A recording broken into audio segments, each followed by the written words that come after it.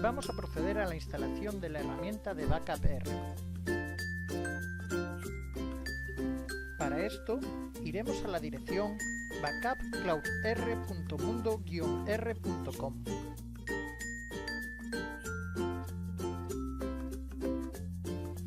Accedemos con nuestro nombre de usuario y contraseña. Dentro del centro de descarga bajaremos el archivo correspondiente a nuestro sistema operativo.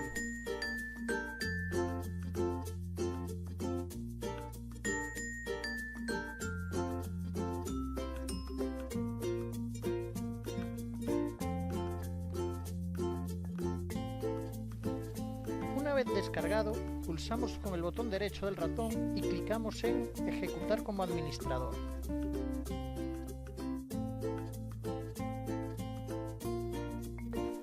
Procedemos a su instalación, algo que llevará varios minutos.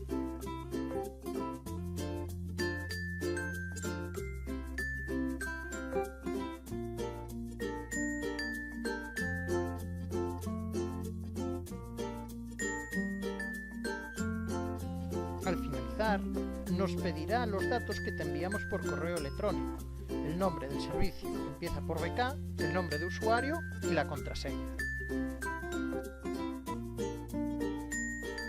Tras escribirlos, pulsamos en Registrar para que se conecte con nuestros servidores.